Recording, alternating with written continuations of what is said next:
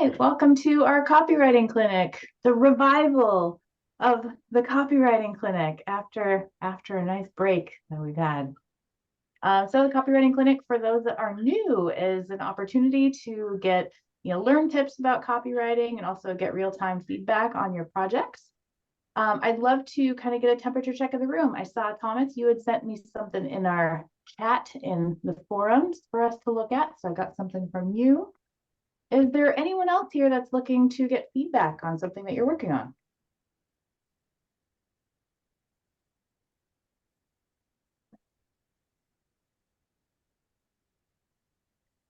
Well, since it's, our first one back, and I see some, fresh faces in the room that I haven't, or, names, I should say, some new names in the room that I haven't seen before. Is anyone coming here just saying like, what the heck is copywriting anyway? I don't know anything about this. Yeah, I am. I mean, I just want to, I want to know more, really. Awesome. Thanks. So then, yeah, let's just do a little introduction, the simplest terms. So copywriting, as opposed to copyright, R-I-G-H-T, copywriting, what we're talking about is the writing of copy. So copy is a marketing term for all of the verbiage and text that you're going to see on things like websites, emails, advertisements, all that stuff out there, all that text, that's called copy in the marketing world. So we as copywriters, we're the ones that write that stuff. So we're doing things like audience research, trying to get voice of customer data so that we can speak to people in their own language. Doing just, lots of research. Again, we're writing things like websites. We're doing things like landing pages to try and get people to opt in to email lists. All of those marketing emails that you see in your inbox, a copywriter writes those. So that's in its briefest terms what copywriting is. Agnieszka, you want to piggyback off that at all? Yeah. So like when I say, oh, I got to write an email, people think I just got to write an email. But what I actually mean is that I have to tune into the target audience and find out what voice to use for that email. And then I have to, probably the first thing that I do for an email is I come up with a subject, and then I test that subject against subjectline.com, and I tweak that subject until it's got 100%. And then I try to make sure that the pre-header matches the subject. And then I try to make sure that the first line of the email is the one thought that this person's already thinking somehow or some way as they can't sleep at night, right? That target market, right? So I'm trying to make sure that I get their voice and their needs and their fears and their concerns out on paper. I'm trying to get the thoughts that they're already thinking on their day, like for example, in the autonomy emails, right? I'm imagining this person commuting to work, right? And I can feel their thoughts. And then from that feeling, I create a sentence that encapsulates that thought, right? Because I want to meet them where they're at. And then I want to provide autonomy to be the solution for that issue that they're experiencing, that challenge, that pain, whatever. So it's not like, hey, Susie, nice day, goodbye. Right? It's not at all like writing emails. Like a lot of people don't see copywriting as a thing because everybody can write, but can they? And be understood? Mm-hmm. Yeah. I'm also writing the Acapulco emails this week. Nice. Nice. So there's a lot that goes into copywriting. I mean, there's also, huge marketing funnels that get created.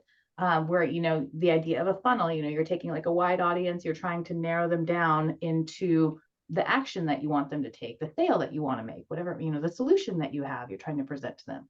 So that can involve things like, starting at the top with an advertisement that advertises a lead magnet, which you're going to learn about more in autonomy. A lead magnet is something that a piece of value that you're giving away for free in exchange for an email address.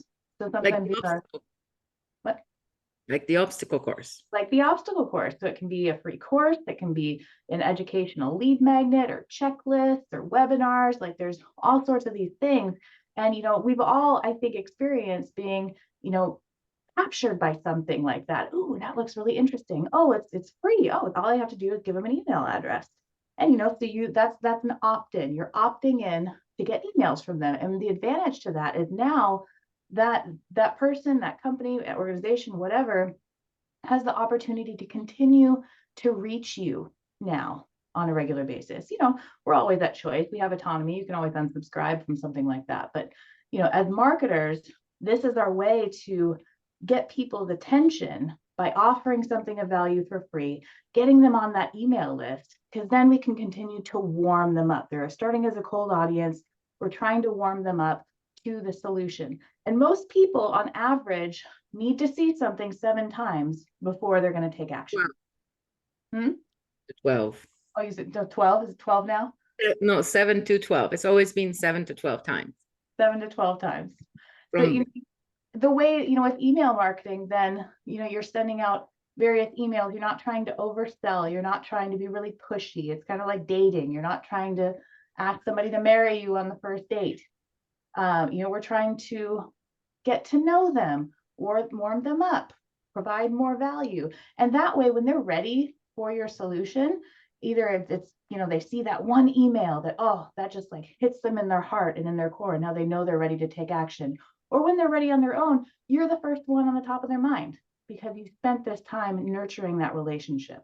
And, you know, marketing, even though we're not physically seeing the people on the other side, it's a relationship. We're building relationships with people. yeah. So for example, autonomy, when you're in autonomy, right? There's like 5 core audiences and many subsets, right? So the core audiences would be the people who, for some reason, we have their email address, but they haven't taken the obstacle course, or they crapped out halfway through. Oh no, that's a different one. People who've never taken obstacle course is one. People who quit halfway through the obstacle course is another one. People who haven't taken the blueprint call, but taken the obstacle course. And people who have taken the blueprint call, but haven't joined autonomy. So those are 4 different audiences. Then we have the old students. And then there's that subsections like season 9, people who are involved in season 9 would be one group. People from, you know, season 1, maybe a different group. And so there are all these different messages we can send to different groups of people. Yeah. And so that's a, you know, a good example of targeted marketing, targeting your messages based on who you're speaking to, because if you try to speak to everyone, you're going to end up speaking to no one. And your message gets convoluted, it gets really watered down. The more targeted that you can get with the people you're talking to, then, you know, the more powerful your message is going to be. Yeah. For example, the power of face reading, or get to know what to say on a date so it's not awkward. Yeah. I'm doing that right now. I'm working on a lot of stuff for my coaching business, and starting to get more and more clear on the types of people that I can best serve, what kind of challenges that they're dealing with that my coaching helps to solve, so that now, you know, I can take where I've been building my practice over the last couple of years, and I have a website, but, you know, it's and I like my website, but it's vague. It's you know, the messaging isn't very specific. You know, it's like, oh, it sounds pretty, but what the heck am I actually doing for people? And so now, you know, I've been really focused in 2024. It's some of my big goals right now is to get a lot more targeted and focused on who I can best serve and exactly how and what I'm helping to solve for them. So I'm doing tons of research, doing a lot of, I've been working with Joshua Hale, and he's helping me kind of like really hone in on my audience using all sorts of crazy AI stuff, which is very interesting and new to me. But anyway, but it's really helping. And now next year, I'm going to be able to completely revamp my website. I'm going to be able to just get so much more targeted in how I'm speaking to people and how I'm communicating my services. And so may I ask a question? Yes. Oh, sure, go ahead. How has the AI business, the chat GTP and all that stuff affected your business and your way of doing things, Kara? That's a very valid question, you know, and so me personally, I've been starting to exit the marketing field in the months since ChatGPT came around. It's nothing, no, just a coincidence of timing. But regardless, ChatGPT has I think the benefit is it's eliminated the need to start with a blank piece of paper. It's helped copywriters be able to get that crappy first draft, so that you can implement your audience research, implement your voice of customer data, and, you know, tweak it so it sounds actually like a human. So I think that that's really helpful. I know it's been helpful with some audience research things, and just making quick work of things like competitor mapping, things to help the research process. I had a lot of resistance to it in the beginning. And maybe it's because I'm one of those, like, I mean, kind of stuck in my copywriter ways. Like I've had this, process of how I work for so long. And so it was kind of breaking out of my shell to use it. I've been warming up to it a lot more recently. But so I've seen a lot of people get tons of value out of it. I think that there's been a way, so on the negative side, I think that there's been a lot more, you're seeing a lot more of businesses and individuals relying on ChatGPT to the point of saying, I don't need a copywriter anymore. I can just use ChatGPT, it'll just write it for me. And there's a lot of problems with that. I can personally, I've always been able to tell anytime someone sent me something written by ChatGPT. I can tell immediately that this was not written by a human. So when there's no human element involved, it does get really robotic. And then, you're kind of just trusting this technology to, I don't know, write all your words for you. And I have some personal qualms against that. That's my little rant. I use ChatGPT a little bit. I mean, I use Koala, which is a version of ChatGPT. And the only reason I use it is because the guy that pays the biggest amount of money to me in a monthly basis said, I bought this, use it. And so I'm not gonna screw with that. I mean, it's a good job. And so I started using it, but then I'm allowed to use it for whatever I want. So I also use it for all sorts of other things. Now, the emails that I write for Autonomy and Acapulco, I don't need to use it at all, because I feel it. Like, it's the passion, it's the power. It's like, I want to say this is awesome, this is a tropical paradise, look at it, right? I have all these words, right? But for example, for watercolor painting, this is my other job, when I want to write so I've used it for my courses too. I said, I have these 7 points I want to cover in 2 hours. Can you give me an outline for each point and a timeline so that I can fit in 2 hours? And that's worked super great for my classes, because on the first class, it's super structured and it's great, right? Like, as the longer, when we go to 4th, 5th, and 6th class, it's not as structured, it's much looser. But at the beginning, I use the timings a lot.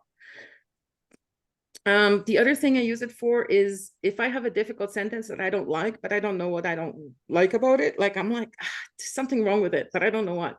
I'll throw that sentence in Koala and I'll say, give me 30 versions of this sentence. And then I'll take some words or some ideas from the different versions and build the sentence that I like. That's the thing I do a lot. Give me 100 titles for this course, or give me 50 possible subjects for the email, like for something I'm not super passionate about. Because honestly, if I'm super passionate about it, the first subject that I come up with will be at 100% almost every single time. Mm-hmm. I don't have to edit the subjects. Like, does the brainstorming for you? But for it to do math, it's really good. But also, you have to be very careful because it lies a lot. Sure. Like, don't ask it questions because, like, one time I was asking questions about autonomy, and it told me all the truth, and then it said that Autonomy was a big proponent of workplace automation, and it did not want people to go to the workplace anymore. There was like a whole section of that Autonomy article that talked about how Richard Grove was a big proponent of workplace automation and wants automation to take over. And I don't know where it got that from. Certainly not from Richard. The other thing I was going to say to Kara, there's a lady on YouTube's. Her name is Tanya with a Y, Eliza with an A, Tanya Eliza. And every video that she creates, she has a worksheet. And these worksheets have been super helpful for me for narrowing my target audience and looking into the persona on a deeper level. Like, they're simple worksheets, but they're well done. Well, it's really cool. So Joshua Hale is building a new business around helping entrepreneurs like hone in on these things, and then you creating a marketing plan from it. And he's using ChatGPT along the way with like really great prompts. And what was really cool is I had this consultation with him where we went through, he could do like a voice to text on ChatGPT. So it would ask me questions about the problems that I helped solve. different ways that I do things, and I could speak freely. And then what it did was like totally beautifully rewrote my words into just this really wonderful content. And I have like, and then it expanded, and so now I have this like crazy overwhelming document of all of this information about my target audiences, and filled in some gaps that I was like, oh, that, I didn't think about that, but that is actually 100% correct. Thanks, ChatGPT. So, it was really, really valuable. Oh, and I wrote the FAQs from my website, all of them with ChatGPT. But okay, so there's an interesting thing about ChatGPT. You know how you start a chat? If you continue in the same chat, it starts giving you a higher quality stuff as the longer you work with the same chat than if you keep starting a new chat every time.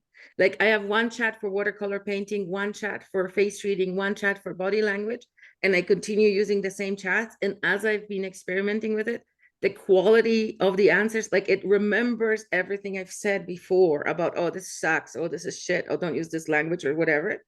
And it remembers it and brings it forward. So if I ask the same question in a new chat as in an old chat, the old chat will have a much better answer. Like it already knows me better. That's good to know.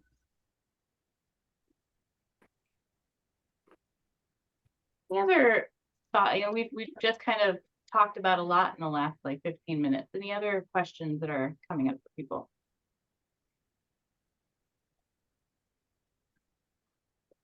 Well, I can give another example about the Chat GPT versus copy created by a person.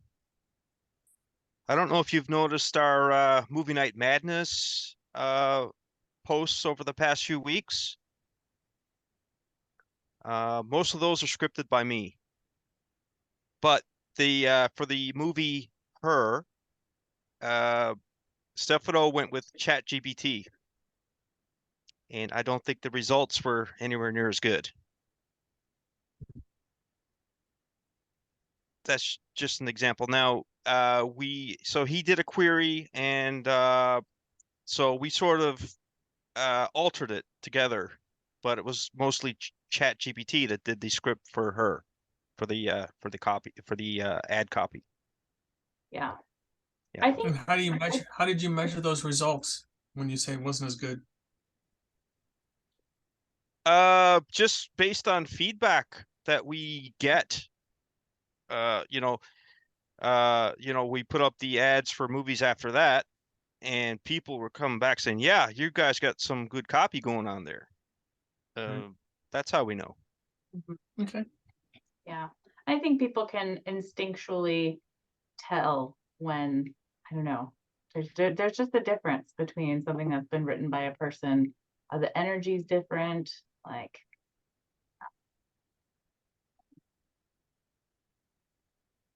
well, why don't I just, you guys talk for a second, and I'm going to get Thomas's thing ready up here for us to take a look at. Yeah, it's like having an autistic genius at your fingertips. It'll give you information, but not necessarily the right information. But it's still a genius. I mean, for the numbers and like, what are the possible that's really good. Like it gives you a lot of options, but don't ever lose your brain. I asked it a couple of times regarding the popularity of particular logos, or not logos, but names and things of that nature, to try and get an idea of. I was assuming that ChatGPT was able to amass all the information from all the different sessions it does in terms of popularity, for example, but it said it wouldn't do that. It said it couldn't do that. So it has limitations in terms of marketing research in that regard. Oh, and by the way, you can ask ChatGPT for an opinion. You just have to be tricky about it. Because if you ask it, what's your opinion about this? It'll say, I'm a computer, I have no opinion. But if you say, if you were a marketing expert, what would be your opinion of this? It will answer it. So you can, navigate around the restriction rules. But it doesn't do proper information from the internet. And one time it gave me a guy's bio that was correct, and then I asked it for father's bio, the same person's father's bio, and it made up a story. even though the actual father was famous, and she had the information for the father, because when I asked about the father by name, he gave me the right information. So it had access to the information for this guy. But because the guy I was asking about originally was a psychologist and the father was an artist, it gave me a bio of a different psychologist as his father, instead of the actual artist, who's his actual father. But when I said, hey, can you give me information from this person? It did. Interesting. Okay, so Thomas, so you're going to give us a little bit of background here on what we're looking at. Tell us a little bit about SensorGuard, who your audience is. Okay, well, SensorGuard is kind of an evolution of a product that I tried to market last year called the Pirate Box, or the Pirate Stick is a variation of it. And the whole idea of it's a computer system that's based on the interplanetary file system to distribute content to a wide audience. So that's what it is. This newer version of SensorGuard is actually a computer. The Pirate Box was a computer, but I've kind of stayed away from that for last year. Now I'm moving back more towards offering a turnkey solution. So all the software is integrated together with a computer. And a lot of the information that I've decided to put together for this is based on conversations that I had with Matt Raymer. So he and I have been partnering and talking on a weekly basis for the last year. And I'm going to rely an awful lot on his customer base, because I think that's where most of this feedback is coming from. He's been talking about this new SensorGuard product for a while, off and on, as opportunities present itself. So basically, in a nutshell, what SensorGuard is a tool to help people avoid censorship, because we have a lot of censorship going on. And it's going to only get worse.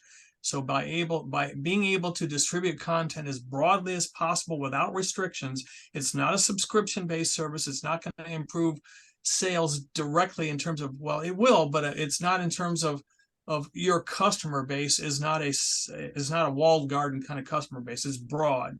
So there's no subscriptions per se, but every individual that uses the product can choose what content they want to use or what they want to save for themselves. So that's kind of a quick overview and introduction to it. Mm-hmm. And so the kinds of people that this is going to be targeted to, is this limited to content creators?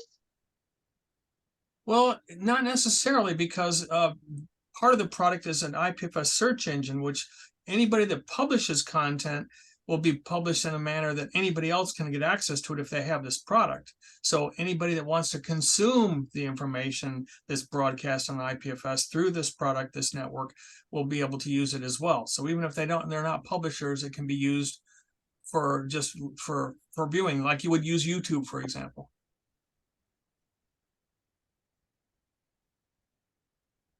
And so the goal, this document, is this more of an internal document, or are you starting to create content that you can use for like a website?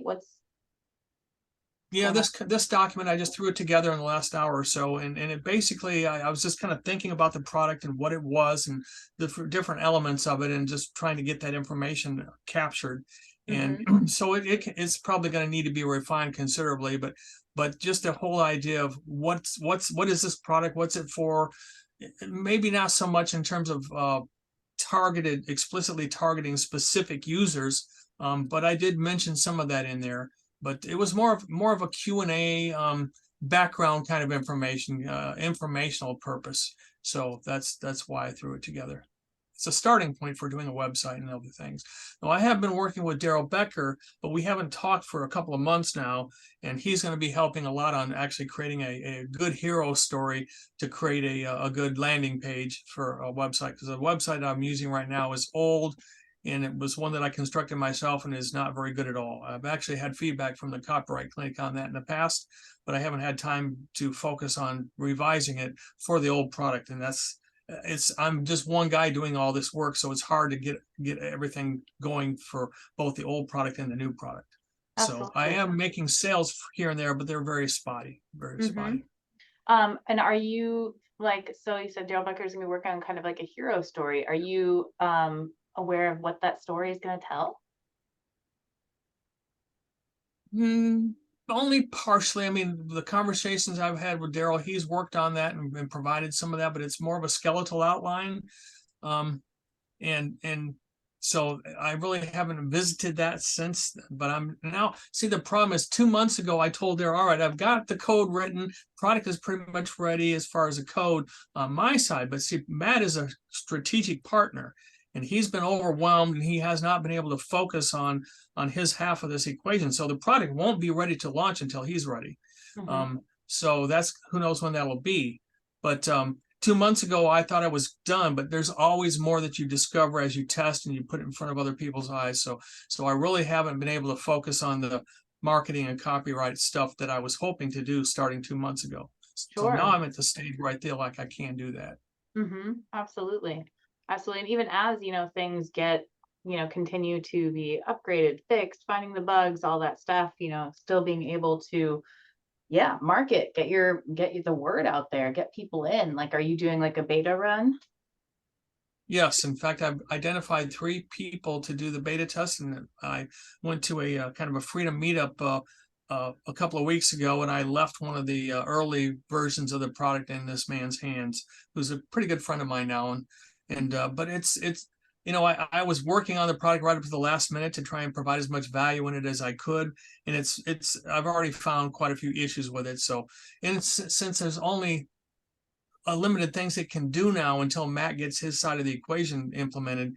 It was more of an overview and an introduction to what it's going to be than it is anything that he can put to use right now. But he's not primarily a Linux user, and this is all products based on Linux. So part of the value given to him early was that he's now got a Linux operating system he can utilize and start learning about that. So, because it's like, you just briefly, glancing at this content, it's definitely very much going to be a lot of industry jargon. It's a lot of, technical language. And so thinking about who your target audience is, and it's not that this doesn't have a place, like this would be a great FAQ, to use and, probably, like fluff up a little bit or, polish, or I should say polish a little bit, but for an FAQ, but as far as what your messaging is going to be and who that's going to speak to. I saw Agnieszka on mute for a minute. What do you have to say, darling? I was going to say that when you talk about the widget that you made in your basement, not many people are going to care unless you talk to them about the issues that they are already having with whatever the issue is, right? So say my problem that keeps me up at night as I'm falling asleep is that I'm afraid that my content is going to be censored and they're going to delete my videos, or that I want to post whatever and they're not gonna, it's going to be deleted and I might get banned from Facebook, whatever. I don't know what my issue is, but you have to lead with my exact words that I have in my head while I'm falling asleep. So like, say you're worried about safety, right? Your words would be like, oh my God, are we safe in this neighborhood? Then that's what you want to start your copy with. Are you safe in this neighborhood? You know what I mean? So, but you have to get, you can't make it more intellectual or more professional or more right. You have to get the exact words that the person is thinking, because what you want to do is when the person lands on your website, you want to be like a mirror, like they're suddenly seeing their own thoughts out on paper. Do you know what I mean? Well, I would absolutely. And so I would say that, I mean, in general, maybe you can help me with this, but in general, I would think that most people's concern when they want a product like this is censorship. So their concern is being censored, as you started off with your statement here. So that when it comes to the hero statement, it will be that we can protect you from that eventuality. So this is, this is more information and kind of what I'm doing right now, and any feedback that you can provide is of course valuable. I want you to eliminate the word we from your vocabulary. Completely delete it. Never use it. Okay, maybe sometimes, but try not to use it. If there's any other, I know what you mean. It's a collectivist attitude, right? Yeah. No, it's not about that. It's about the client. The client has to see themselves in it, not you. He don't care about you. You're nothing to them. You're not on their, they don't put any effort or energy towards you in a given day. You're not their child or their mother. right? Right. So you have to make sure that they see themselves in the copy. It has to be a spiritual connection with my own stuff. It cannot be anything about you. So the fact that you guys made the censor guard and it's a complete turnkey solution, they won't care about that at all because you're not their mother or their child, but they will care about their own feelings, about their own. So you have to talk about this. That's why Kara said this is good for an FAQ. After they've already seen themselves in the mirror, then they can see the more details. But in the front page, they don't need any we. Like they might hear something like why we wanted to make this for you. There's a we made this for you because we found that you needed this. And so therefore this is for you. We created this for you. Right? So like I'm using the word we, but I'm not using it like we made Censor Guide and Censor Guide is the best solution ever. And we want to make sure that we give you the Censor Guard of your dreams because they're not already dreaming about Censor Guard. They're dreaming about what? Freedom.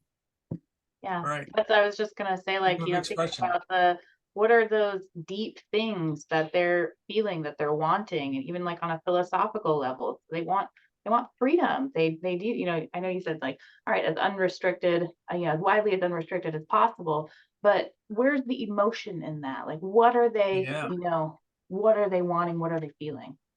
You're trying to No, be I think you just hit on a really good point right there, that the whole idea of freedom of expression, when people feel like they can't speak themselves and express themselves, that is a very core emotional issue right there. So I think that is a key part in the whole front page and the whole website design.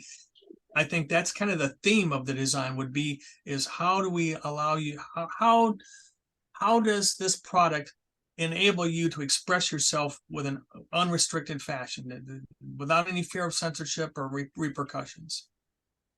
You know, in Mexico, they have this advertisement for like Me Too movement or something where it's a woman with a hand over her face, right?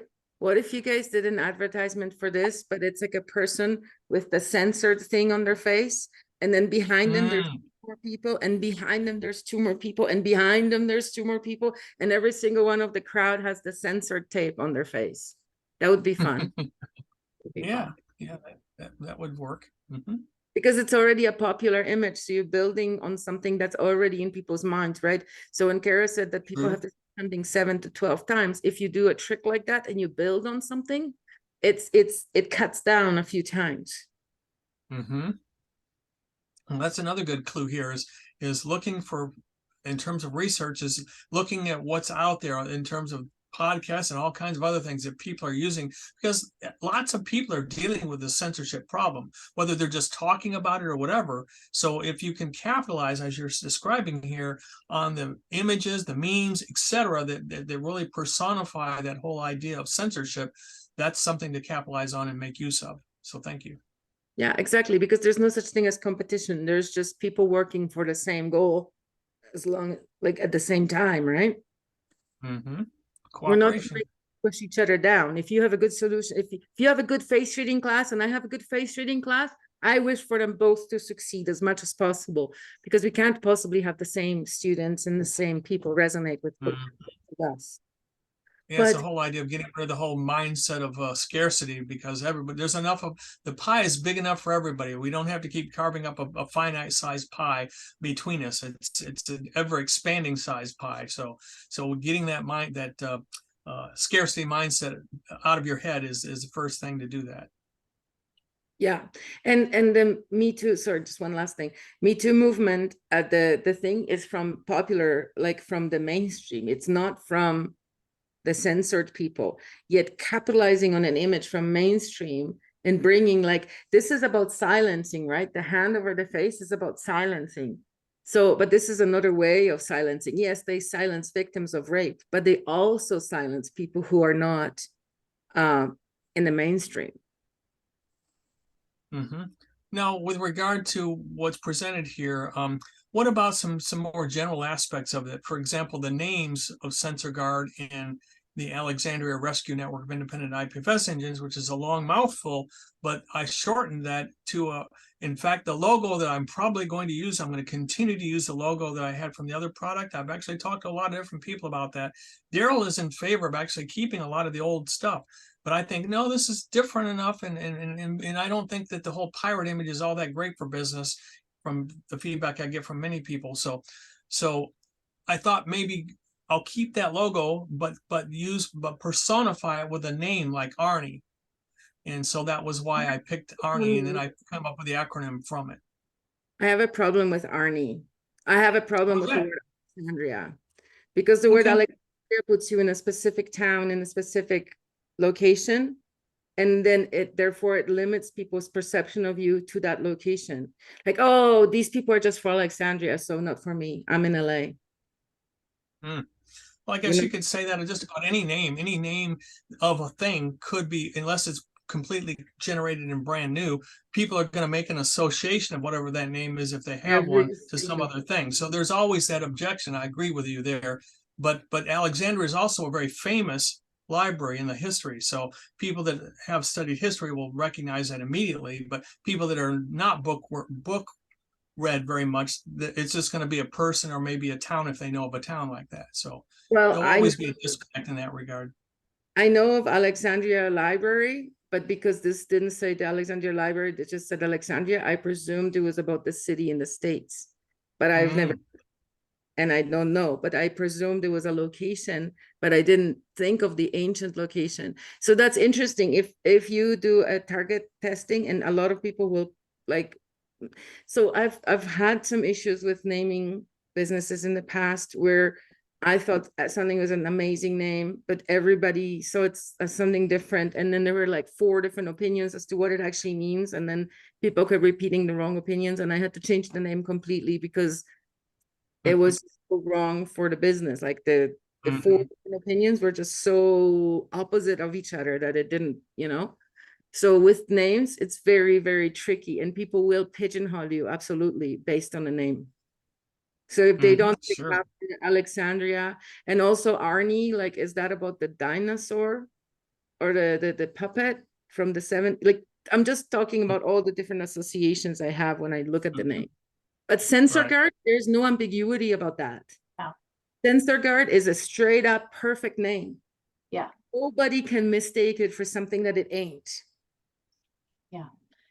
Arnie kind of has a sound of like Arnold, which would sound like Benedict Arnold or Trader.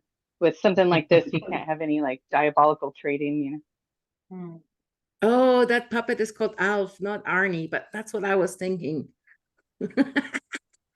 I did do research to come up with that name. It's a very popular name. It's a multicultural name.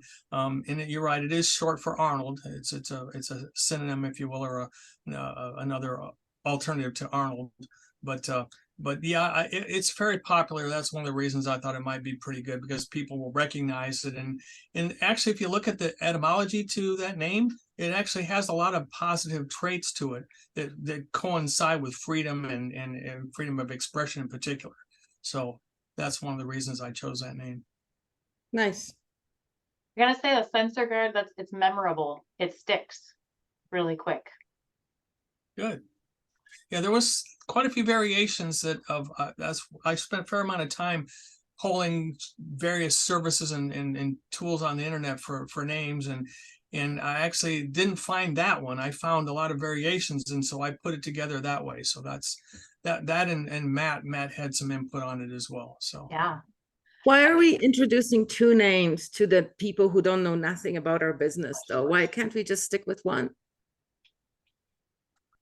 Well, I mean, it's building blocks. It's because the product is made of many different aspects. So I'm trying to explain as much of it as I can. Like Kara said, this is more of a fact. So we need to get away from the idea that this is copy for a website in terms of a front page. This is more of a fact-oriented type of thing. So you're going to want to talk about more than just one specific element of a multi-element design like this. I love the sentence that you have just hidden at the end of this first paragraph that says the world needs more freedom to access information, not less.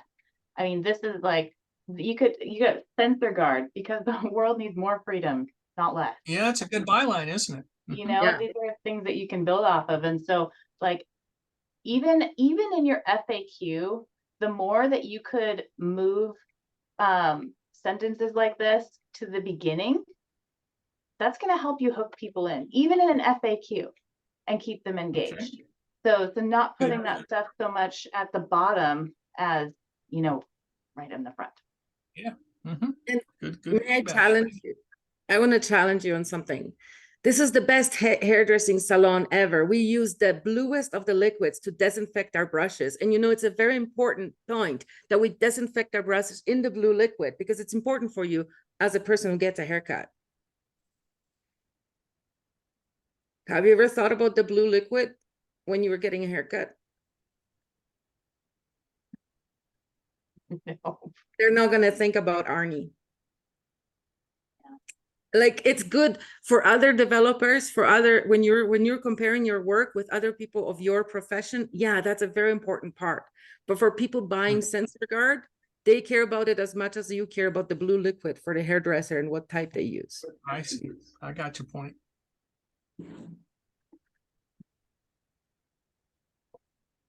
What else is in this I stuff? don't even know the name of this stuff. Reticulum.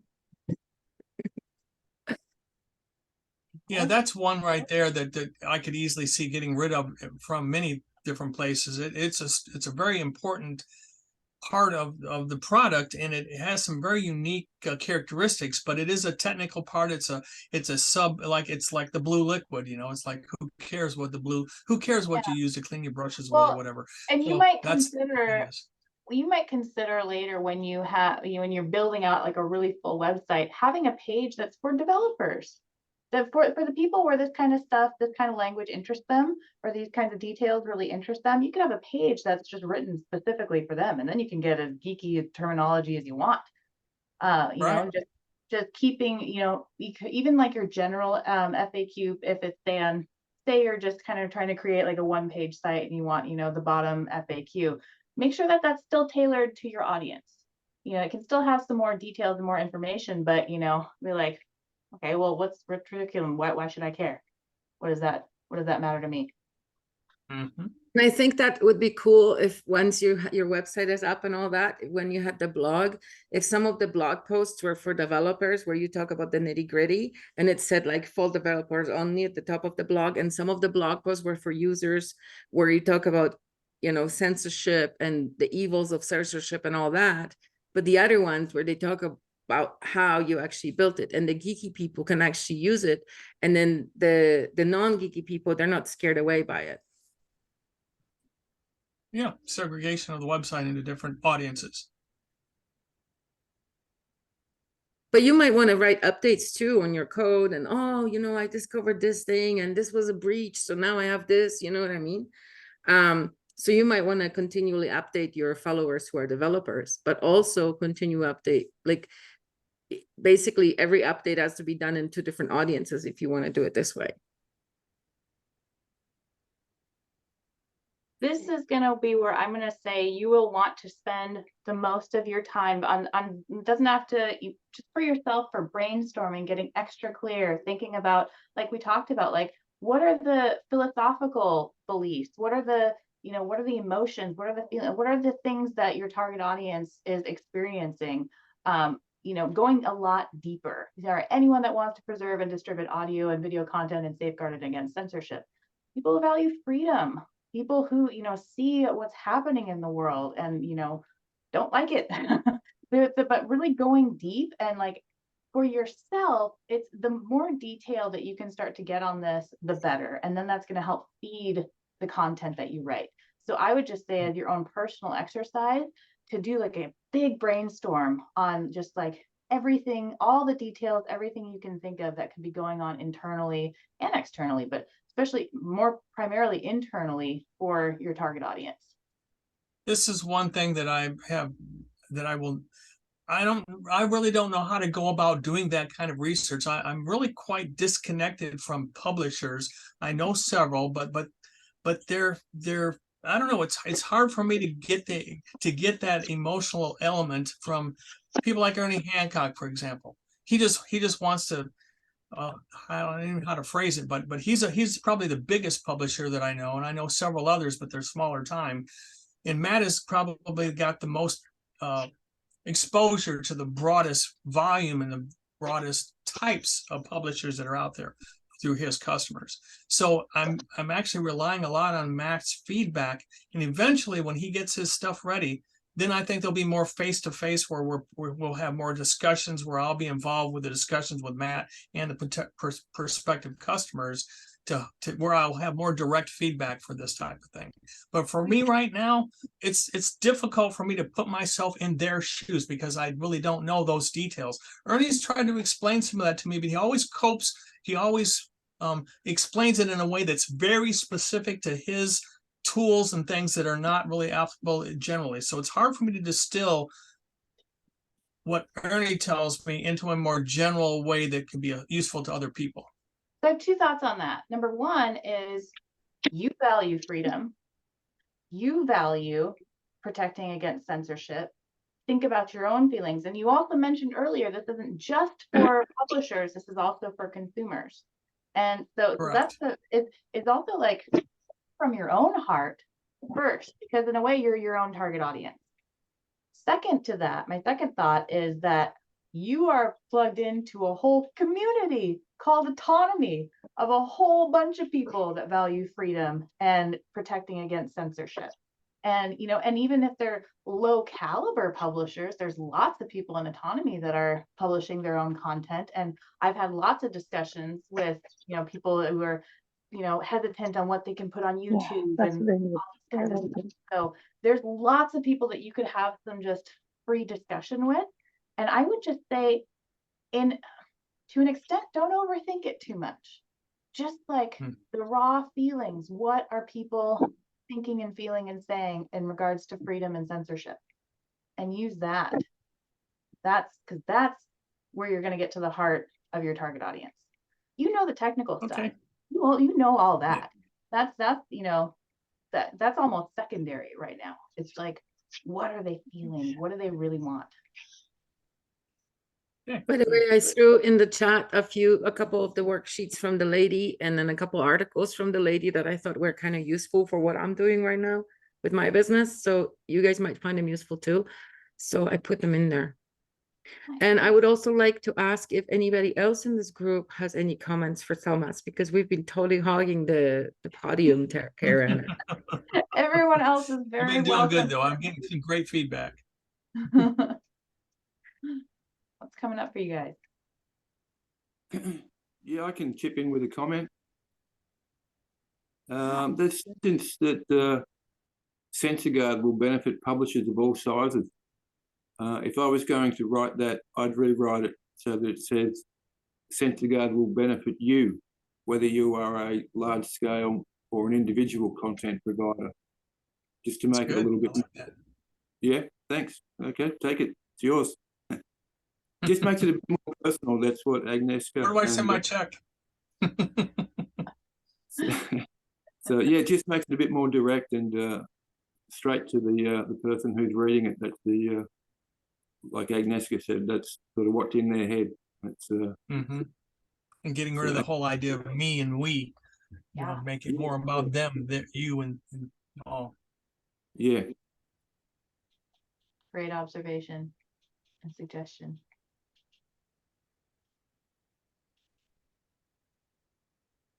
Anyone else? Yeah, anybody else? Any thoughts? Whether you have a copywriting experience or not, let us know. What's your gut telling you?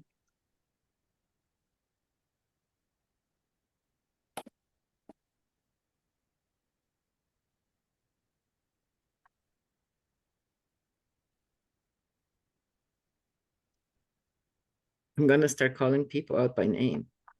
Quiet room today. Shanna, what about you? What do you think? Who? What? Did you just? Shanna. Yeah. She said, "Oh, my mic's on too." Shoot. Hello, everybody. Hold on here. Let me get to a place where I can sit down. All right. I think this is great. Can you see me at all? I can't see much. There we go. Okay, I see it. All right. Hi, guys. This is really great. Actually, I have a half a mind to think that if I worked on this, I could be good at it. So I'm very interested in it. And hearing you guys talk, it just, man, there's so much like business strategy, and I love helping people and seeing people that have problems and be like, oh, this will work. And it always seems to come down to better and better refinement of language. And so I'm excited about that and all the categories and stuff. So looking forward to it. There was one thing that you guys talked about. You were talking about like the categories, and I think we were talking about the like people. There's so many categories that you're working with, like people that have done obstacle course and dropped out, or all those categories and stuff. And I was trying to determine who I was going to reach out to for interviews, and I was looking through the members' bios on Circle, and all the tags are out of date. And so they're, because I was looking to do that, to use the information that I had available to kind of figure out, make judgments and figure out who I wanted to talk to first. So yeah, having the more information, the better. I could just see so many ways this would be valuable. You might just have to, in terms of interviews, you just might have to take a chance and just. I I spent a lot of hours going through and organizing who was who, and it made a difference too, because I started to think, wow, it must be harder to graduate than I thought, because like 5% of the people were listed as graduates. Then I figured out after a while that the tags were out of date, and and I wasted a lot of time, and the tags probably should be reflecting of the truth. And but then I thought too, like, if I ask about it, are they going to say, well, you could do it? Might be signing myself up for something. Guys, all of you as students, like we, on the back end really value those things. I mean, it's like we're all human and we're all just, trying keeping this ship running. And so, there might just be, things this season where, yeah, some of the tags didn't get updated. Always feel free to send things like that to support@autonomyunlimited.com. And then it ends up in our help desk. And then we can, have it more on the front of our minds to be able to address. So like that's a great example, where, like tons of juggling all this stuff on the back end and like, didn't really think about, updating people's tags because it's a manual process. So sending a ticket to support would actually be really beneficial.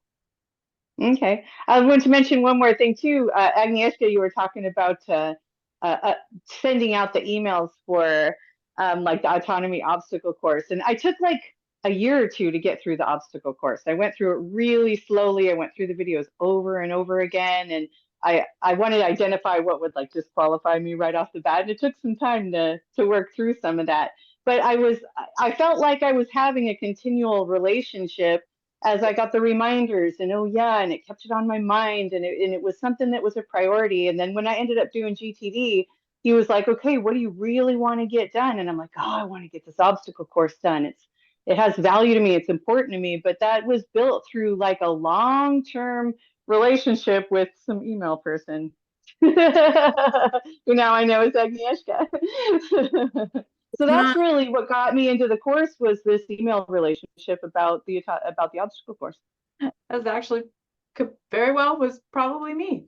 So, oh my gosh. See, and then I get to talk to you guys and I feel like we're all friends already. I'm like, why is this so familiar to me? It's a team effort, there's been, a handful of copywriters, and so I was the primary one for the last several seasons.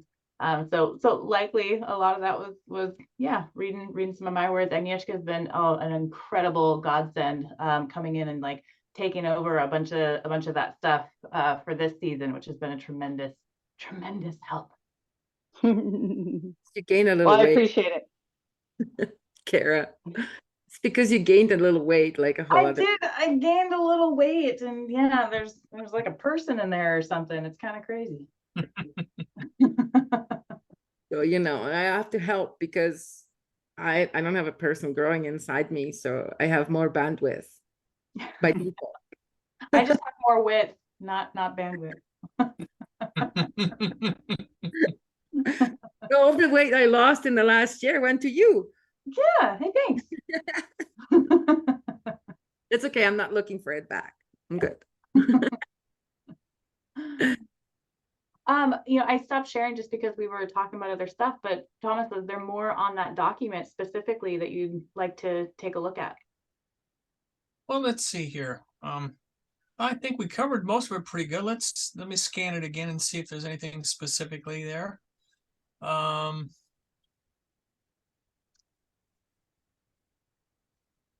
No, I think we pretty much covered the highlights, the main thing. I mean, that I think I got some great feedback today from that. There's a few people who didn't mention anything. I was going to call them out by name, like Doc Rock or Jerry Tappan or Dave Randall. Well, I agree with the assessment that what I see there is great for an FAQ. I agree with that. I think he's on the right track.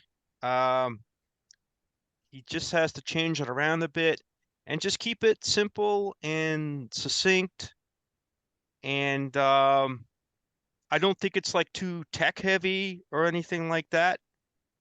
I don't think that really gets, it depends on your audience, of course, but I think for what he's trying to address, just keep it not too tech heavy. It's like, just the features and benefits, and just simple and succinct is the way I like to go. In terms of the benefits section, that might be something we can scan over really quick. Is there anything in that list that that you think I might have left out, or the things that need to be carved off from that shouldn't be there?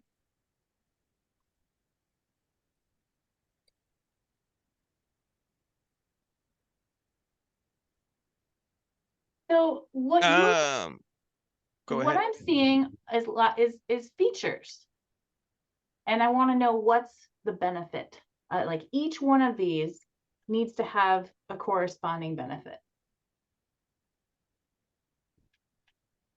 Isn't content distribution a benefit? I mean, I guess I remember struggling with this the last time around, that being able to define, to distinguish between a benefit and a feature sometimes is not that easy. The first example is what I'm going to use here. The whole point of this thing is to spread content as widely as possible. So that isn't that a benefit? I mean, it could look at it as a feature, but I mean, I see that as a benefit myself. So how do you where's the dividing line between feature and a benefit? Wait. Okay. Let's get the students who have been lots of times in the copywriting clinic to try to answer this question before you go with your wisdom. Well, I wasn't gonna answer. I was gonna ask a question. Okay, go. My question is going to be, so if I, as the user, and say I'm a publisher, if I have widespread content distribution, what does that give me? What else does that give me? That's the question.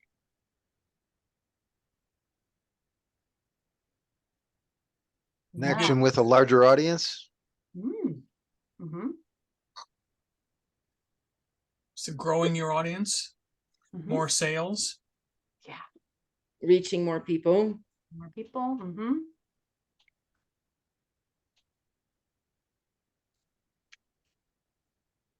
I was thinking Michael's name when he spoke up. So the long-standing client of the copywriting clinic. No, like one of our most dedicated participants. Love it. So that's the question, and it can kind of actually become a fun exercise when you're brainstorming features and benefits, because you can continue on with that. Okay, so then if I was able to reach a larger audience, what would that give me? Like you can continue this chain, and then you can come up with like, oh, well, then there's all these benefits. You already started with some. So if I reached a larger audience, I'd be able to, have more sales. I'd be, so just thinking about each of those things and what else can that give me? I'm going to need to work on that myself to just get that more ingrained and understand that distinction better. And so it's going to be an ongoing process for me, apparently. Oh. A template-based media capture for rapid content production. That's a mouthful. What does that give me? What was that again? Which one did you read again? The second one.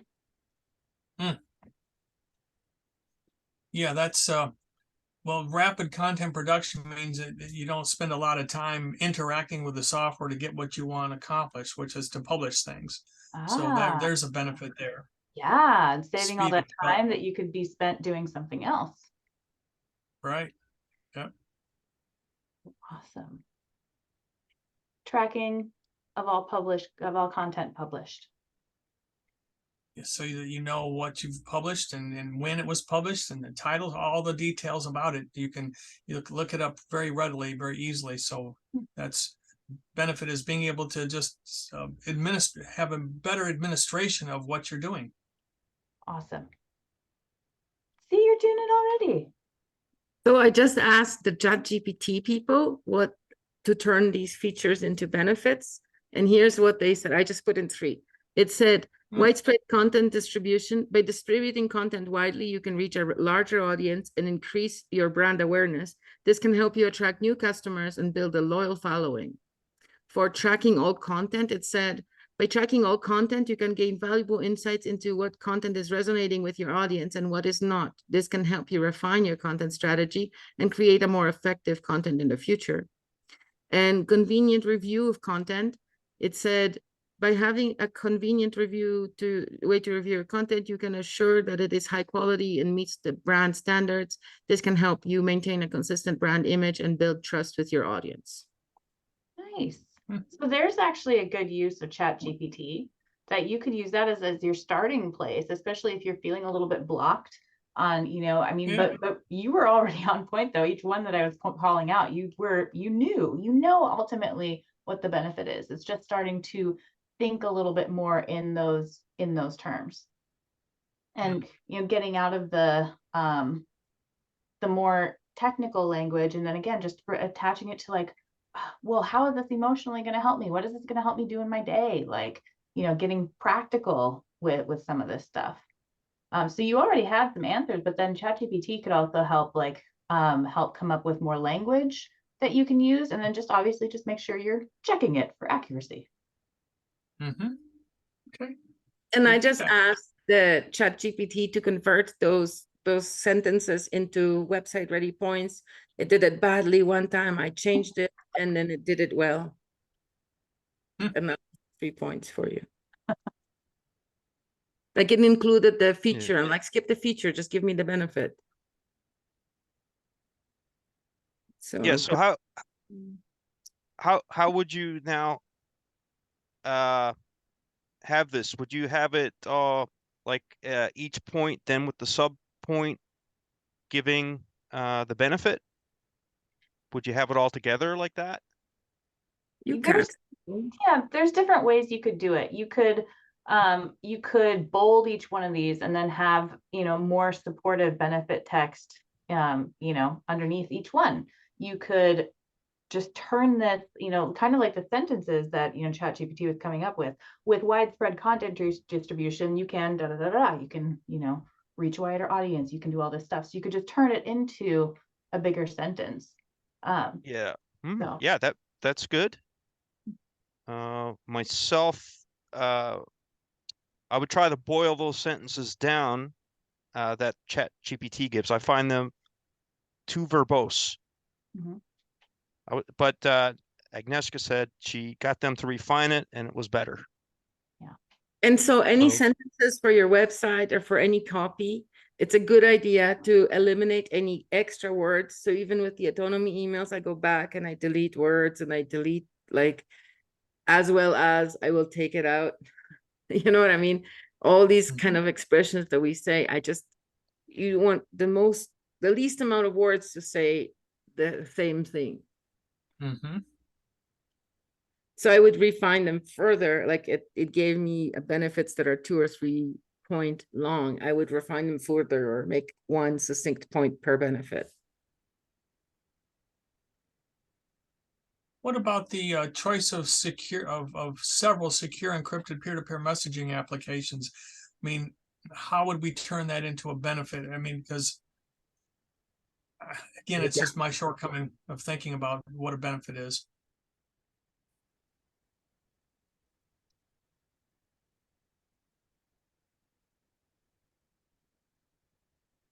We are typing. into ChatGPT right now. I mean, like, while she's kind of, asking ChatGPT, I might, definitely part of the benefit is already in here, about like, secure, encrypted, choice.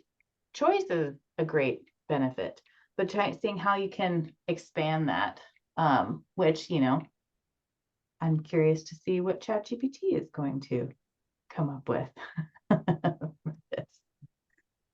It's a good example of where times when ChatGPT can be useful. What?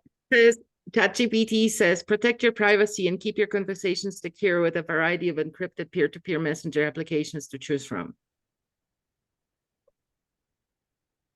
Verbose, but I get This is how I push the ChatGPT further. And now I'm going to say, can you give me 5 more on that one point?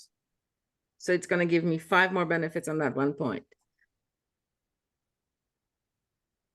You might be able to point out that whatever application your customer is already familiar with, they'll be able to continue to use. that's a good point. That way they feel like they don't need to learn anything new. They're already up and running and they're familiar.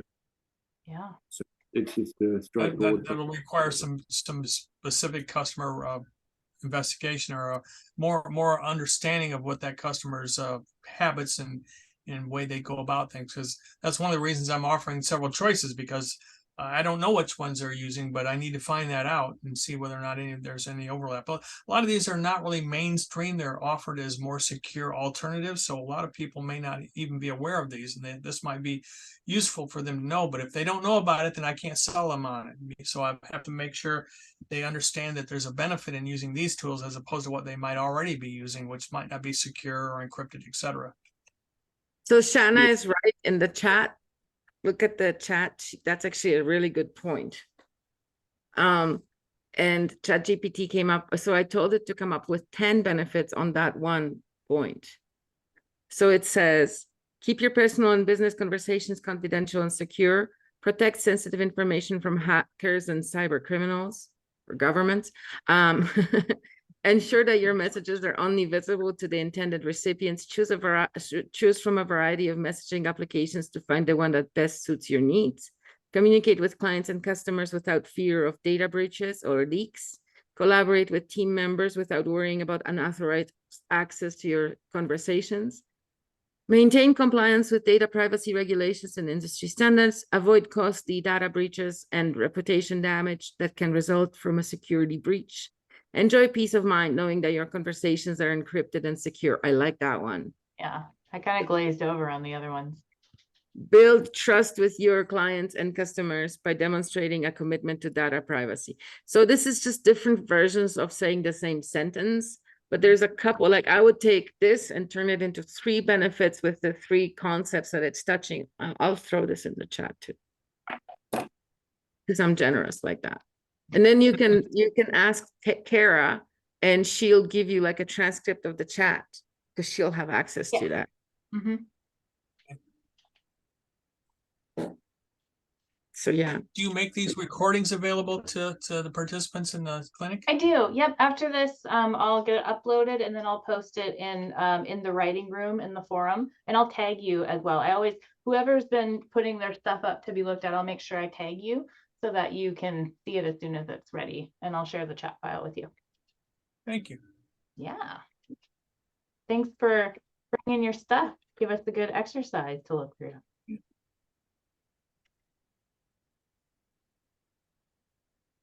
Nice. So now what? Now what should we do? I Yeah. know. What's next? Anybody feeling inspired to have something else for us to look at?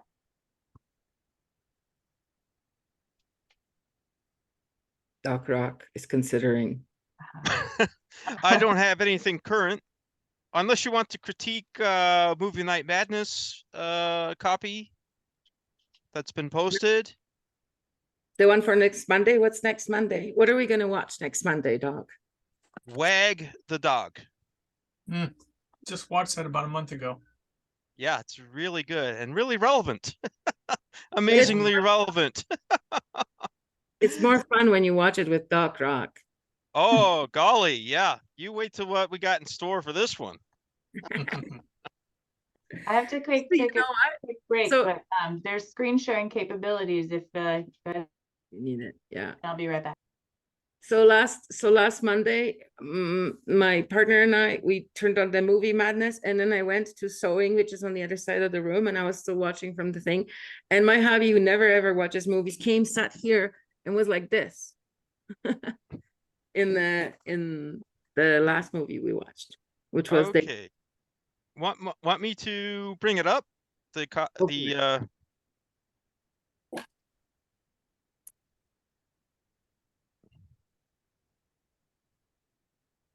Let's see.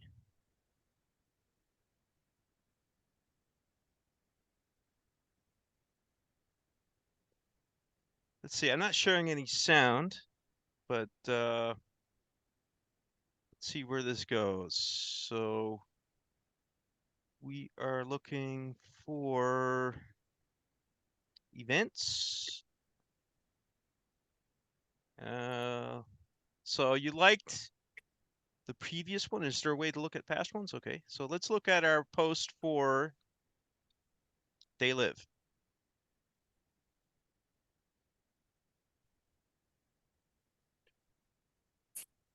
Okay, so that's our post for They Live. So this is the concept I came up with. Stefano changed a couple of things, and he had some really good ideas. He's the guy who did the photoshops with the alien masks. So I like to try and bring people into the movie. And also I know that this is going in our autonomy community. So I know that we have freedom-minded, generally really well-informed people who basically know what's going on. So, and it ties into stuff that's going on in our world as well, because we know that the economy is very sick in the United States and I guess Canada and the rest of the world, but it's really collapsing in the United States. So we play into the movie, we play into the real world all at the same time. So I believe in the system, and we see the guy. This is a picture from the movie. I believe in America, and this is like the homeless area that's been destroyed. And I believe working hard, obeying the rules would give us everything we need. And we see a picture of the homeless encampment before it's destroyed. Then this guy, this is all like within the context of the movie and people waking up in the real world. What the hell's going on? Everything we're living is a lie. These strange creatures are around us. So this was Stefano took the proactive choice to Photoshop the alien masks onto the White House people. That was Stefano. I just had a picture from the movie. I think it was in the grocery store, and then he put the face masks from COVID on the aliens as well. Then maybe the police can help, but of course they're all part of it. And these are from different protests. This was Stefano put this in. I had just the scene from the movie, but he brought this in. It was really effective. Put the damn glasses on and see what I'm seeing. And now we can fight back. So then we got a lovely picture from the trucker convoy.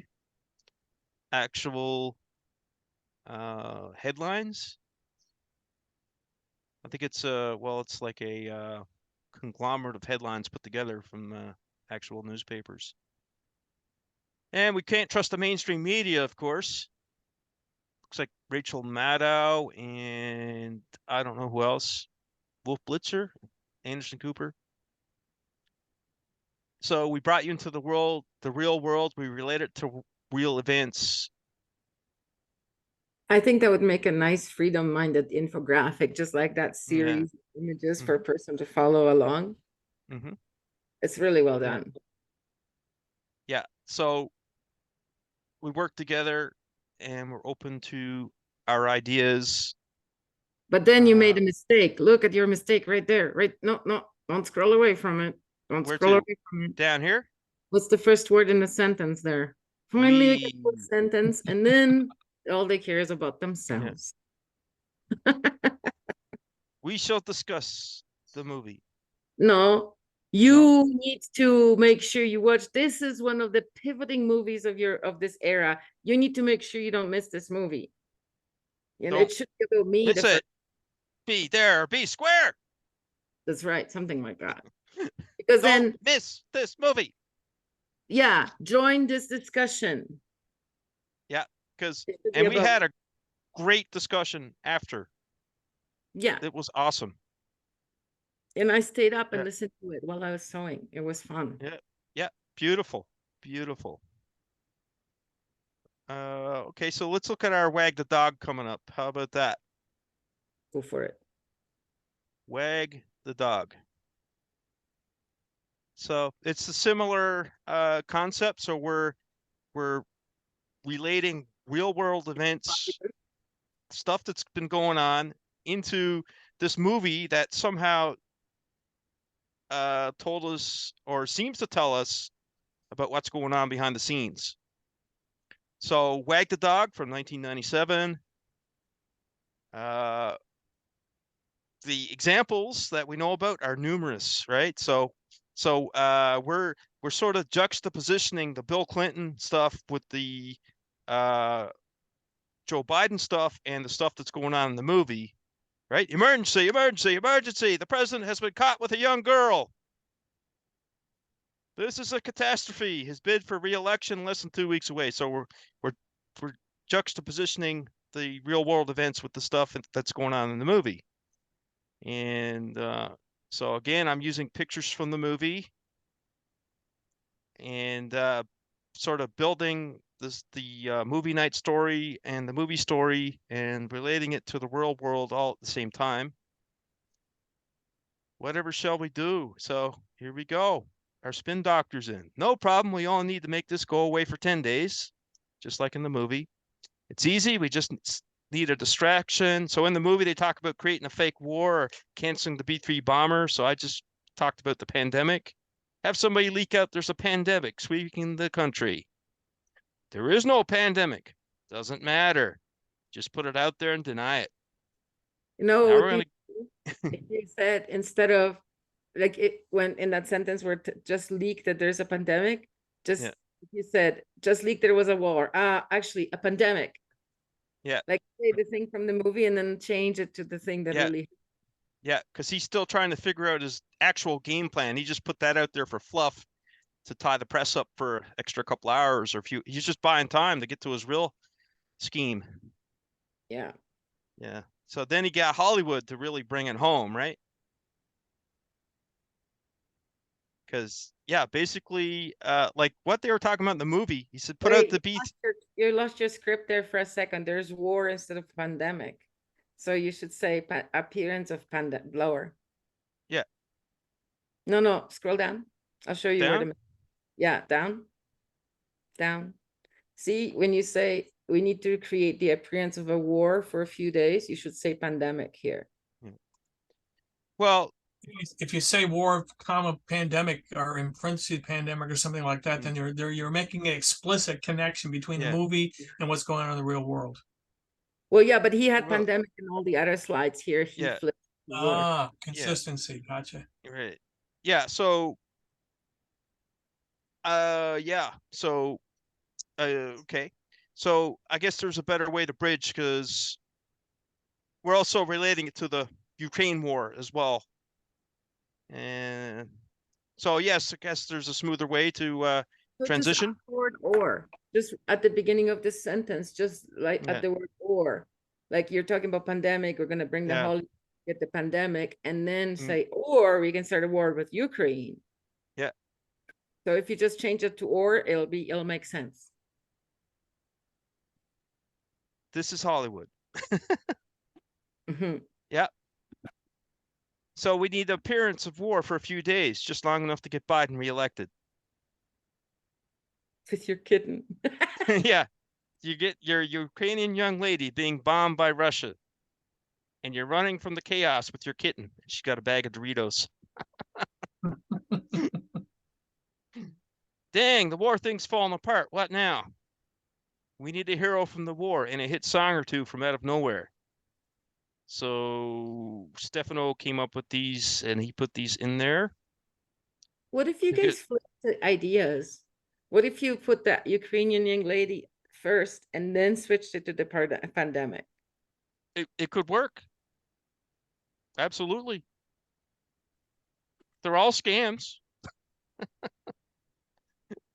Yeah. Absolutely. Yeah. I'm just saying the Absolutely. flow in this infographic that you're making here. Mhm. So these are songs, I guess, that you could click on and listen to. Ukrainian military tribute. Let's elevate a thug to celebrity status. They actually did that a couple years ago. And Isn't that the Stefano Fo- president of Ukraine? that's George Floyd. No, the thug that they elevated to. Oh, well, I don't know about the thug part, but he, Okay, an actor. yeah, he was an actor who liked playing piano with his penis. Famously. Great, bad visual. Yeah. That's what he did. You can see the video online. Yeah, so George Floyd, they elevated to a celebrity superhero status. That happened in the real world. Yeah. Right? Yeah, and then evidence that that was all a sham too. That was interesting. Yeah. Yeah, I mean, the stuff they do and get away with is astounding. Now this here is got jumbled up when Stefan posted it. This is supposed to be relating to the song that was written, because in the movie they create a song and they sneak it into the Library of Congress for 1931. Like they tampered with the historical record as well, and they create the movement with their fake new old folk song to drive their propaganda. And there's the political opponent. He's in the water sports with Russian hookers. Because well, this is from the movie, but Stefano put the Donald Trump in there. I just had the image where it showed Craig T. Nelson as the political opponent. Yeah, they'll say anything to discredit the other guy. Oscar-worthy job, president's reelected, and all this will be forgotten right away. You served your country well. Come join us for Movie Night Madness. We present the classic Wag the Dog. We shoot the straight dope on this spin doctoring clinic of a film. Yeah, that's a better start. Yeah. So as far as the series of images with writing, I think I had two issues. One issue was that the war came out of nowhere, and we were talking about a pandemic, and then it was kind of out of left field. And if I never seen the movie, which I didn't, I might not know there was war in the movie. So like, make a better introduction to the switching concepts. And the second thing, that there were 3 songs, and none of them had a write up. There was suddenly it was like, and I was like, oh, this is the end, and then there was more.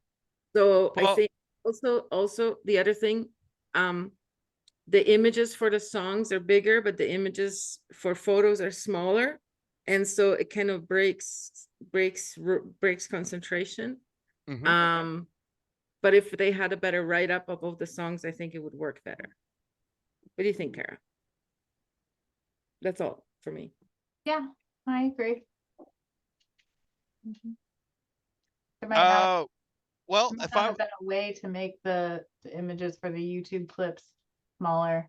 I wonder if that was a limitation in there, but yeah, needing some more where you've got this like the context and write up for all of these other pieces, but not for the songs. So I guess I made a mistake in my knowledge of the movie and just sort of following along with the movie and having that little bit of a rough transition from pandemic to war, because I knew it myself. I knew them. I knew it is. Just add the word or. Yeah. Like sometimes the fixers are simple, very simple, right? Going down at the bottom where you kind of doing the closing, and you use it says join us for a great presentation. Should you be using more of that directed, you should be doing this type of thing rather than more of a join us type of thing? The weird thing about it is there's two join us. There's a join us above and then there's a join us below. So that should be reworked. Above the walk the dog. See? Come join us. Yes. Good observation and correct. Participate Yeah. in a presentation or no. We You could look forward to a great presentation before the movie. Okay.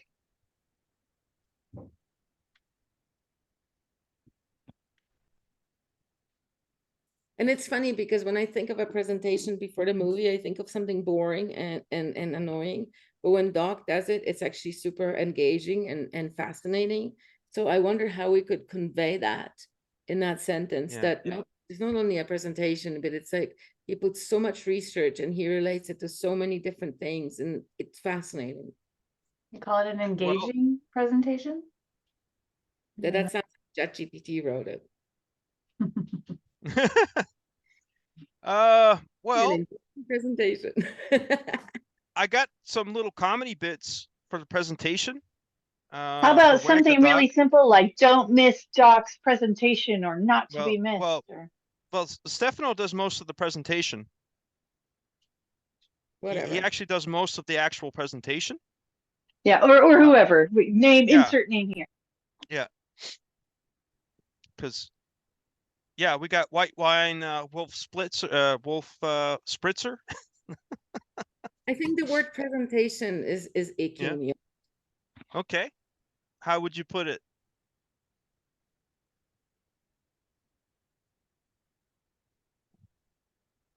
Take a deep dive into Yeah, I the. was gonna say, join us for a deep dive or do it. Like participate with our deep dive into the movie's details, something like that. And it's not about the movie either. It's about how that movie's an allegory for reality. Right. Yeah, because we're doing a theme. So the theme is conspiracy theory and different aspects. So this one is spin doctoring, media manipulation. So where does it say that in your description that we're in the middle of a theme? Yeah, that's important. I don't think that's identified. It's just the episode. They're just given the episode and people. Okay, so that's the following us. Yeah, season 2, episode 10. So there's 2 more to go after this. You know way more about this than I ever will. Anyway, because it's not obvious to me that EDD means something, right? But at the bottom, it should say, we have been doing a deep dive into conspiracy theories through the movies over the last several weeks. This is episode 10. We're going to be continuing to do this conspiracy theory deep dive until December, when we're going to switch to some other theme. Like give them that back. I guess here on the bottom, right? Because we're having so much fun at the top, trying to drag you into the movie and think about stuff in the real world. The top is perfect. Just at the bottom, give them like all the information they need. And I really like, no matter what perspective I look at it, the word presentation irks me. Because those are boring and you want to get out and you fall asleep, and like all the words, all the concepts about a presentation in my head, when I see the word presentation, are not. Like, and let me add something too, because I just saw the first like little commercial. Can you hear me? We can hear you. Okay, good. I just saw a little commercial. It was funny. My mom had mentioned something about spin, and then that came right up and it said like wag the dog, but it didn't say anything about spin. But I was like, oh, cool. We're having a movie about spin. So that when you brought it up too, something like that in the beginning is a real catch. Like, this is the main reason why we're going to watch this. And then what really made me want to jump in, because I wasn't sure if you guys like watched it in full or talked about it. There wasn't a lot of information there, so I didn't know what to expect. But when Agnieszka said, "Oh, you got to watch this movie. If you're going to watch this movie, you got to watch it with Doc Rock," and everything that was like, you want to say whatever she conveyed, because I was like, okay, like he must know something about it. So now I'm thinking, okay, so he's going to talk about it. So we're not just going to watch it and like chat on text or something. There's going to be a live like presentation, but there's going to be somebody who's an expert. Because that's kind of like, if I'm going to take my time out, I want to learn something new and or really dig deep into a concept like spin. Yeah. But it was that, it Absolutely. was like, oh, you got to watch it with him. Like he's the guy, he's the knowledge, that really sold it. Yeah. Well, join us Monday night, 9 o'clock Eastern. Join us. And also, you I'll guys see you there. you guys can bring your non-autonomy friends to the movie as well, Yeah. which is something Yeah. they don't advertise, but they Ooh. should. Yeah, Yeah. everybody should. Like I put it out to, I've had local people here outside Autonomy here in Labrador City. People have watched from here. They never participated in discussion, but they did watch the movie and the presentation and the chats and everything after. So yes, absolutely share it with your friends. By all means, But please. Put that on in writing there. Yeah. Yeah, that's a good call out. We did my birthday movie last night. For your birthday? Yeah, it was we did The Sting. Nice. Yeah, it was just being Stefano. We never created an event or anything. Maybe we should have advertised it. We would have come Well- to your birthday party. Well, maybe we'll do a special presentation of The Sting because it is such a fun movie. Nice. It is back when Hollywood would entertain people. A long time ago. A long time ago. Yeah, what a great movie for everybody. Okay, so that's okay, so let's go so one that I didn't like as much was when we did Her. Let's see if we can find Her while we're talking about, and I'm not saying it was terrible.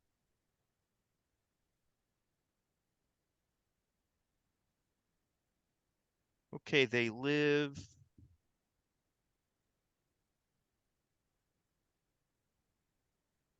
Oh, okay, it must overwrite like the stuff in the past.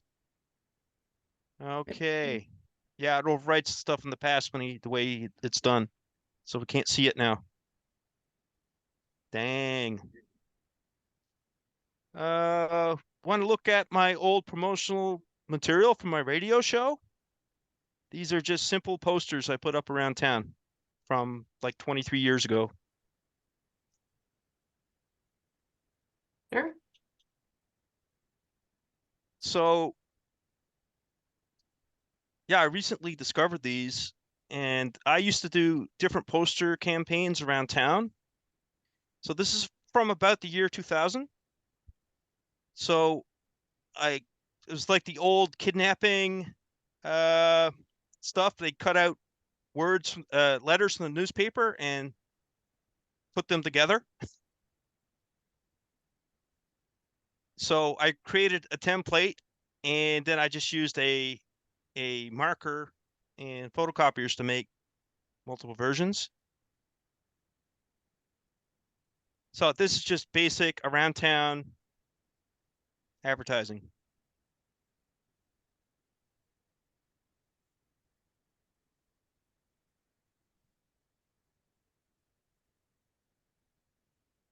I think the cutouts are a little hard to read.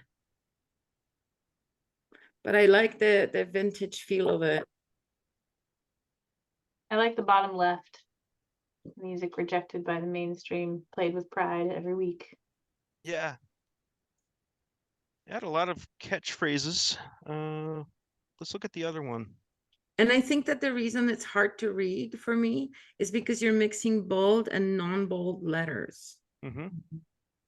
I think if you just had bold letters in every, like, you know, like the bold letters overshadow non-bold letters. And so I want to just read the bold almost.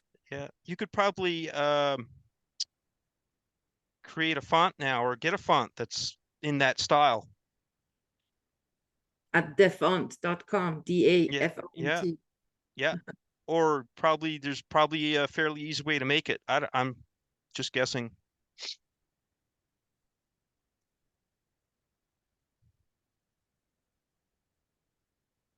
So I did several different styles of like around the town campaigns.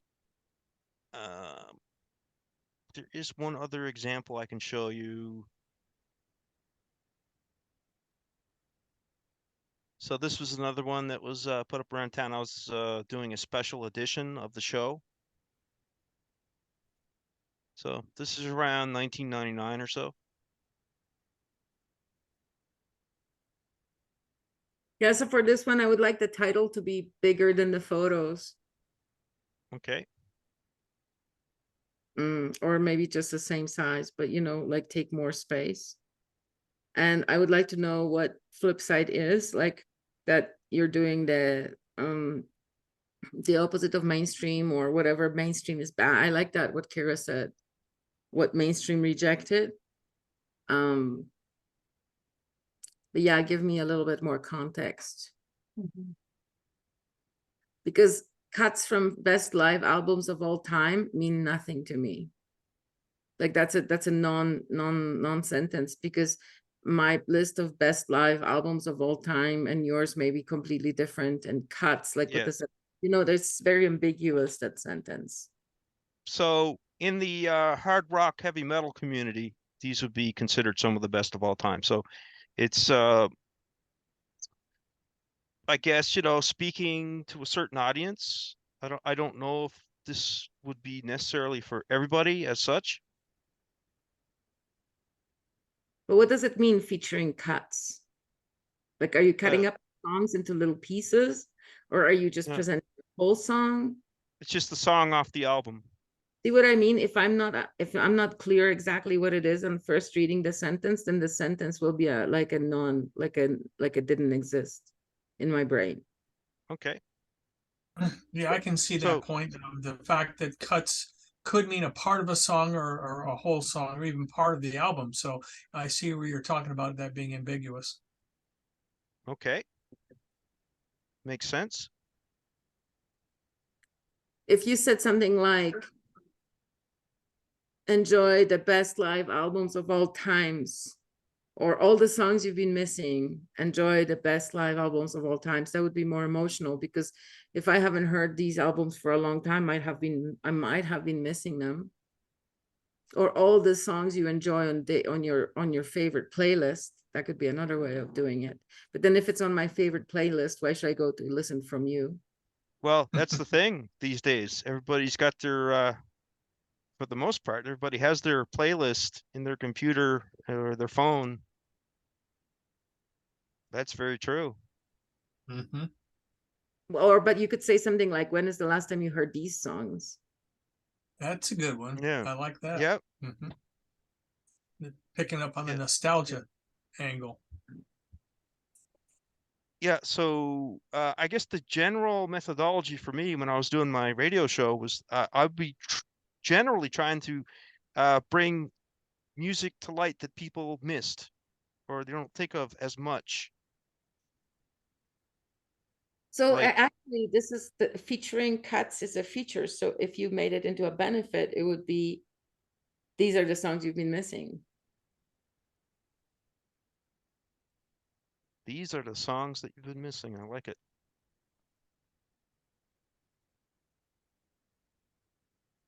And that's also interestingly ambiguous, because these are the songs you've been missing is very emotional. So Yeah. everybody's gonna read into it whatever they read into it, but different people may read into different things. Like some people might think that those are the songs they've never heard before, and some people might think that those are the songs they used to love.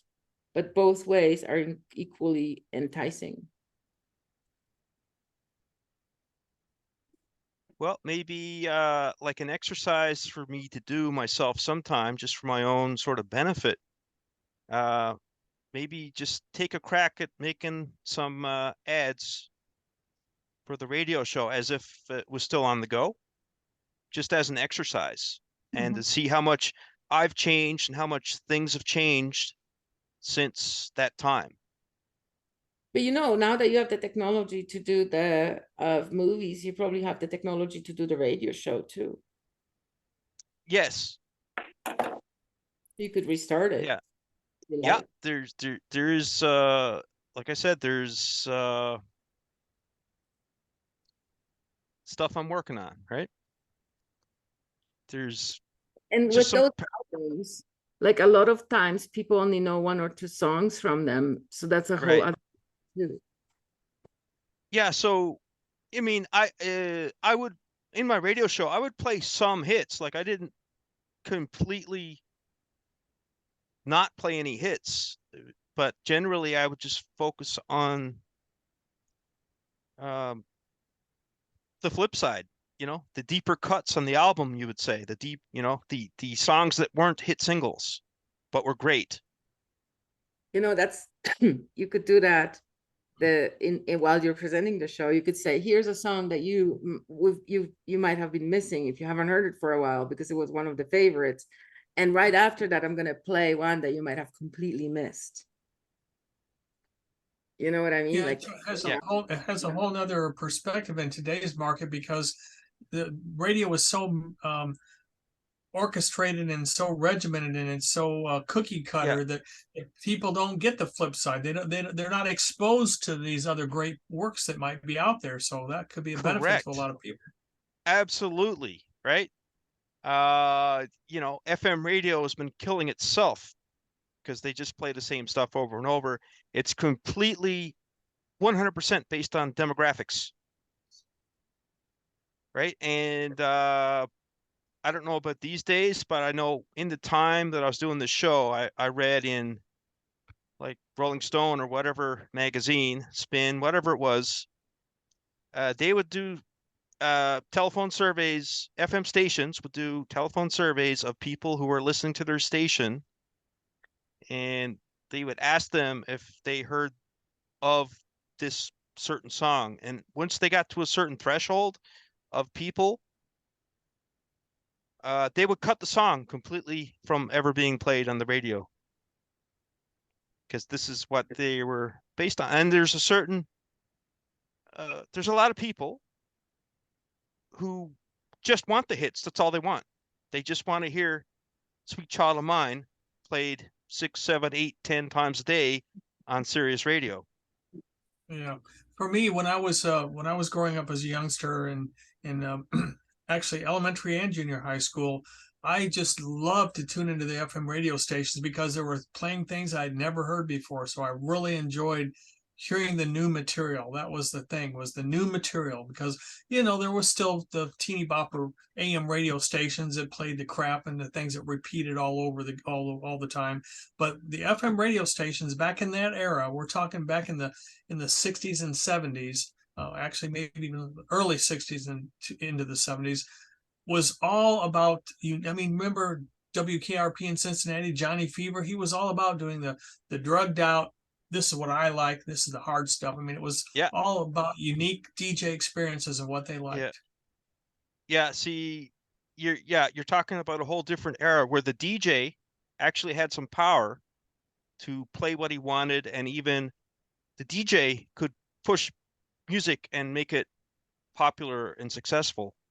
Mm-hmm. And that pretty much does not exist, only in certain doesn't exist on FM radio, I don't think. Like any DJs in FM radio now are just pushing out stuff for the demographics, and that's it. It's like this. Yeah, you got to go to college radio to find it. Yeah, exactly. Yeah. Yep. But you're not.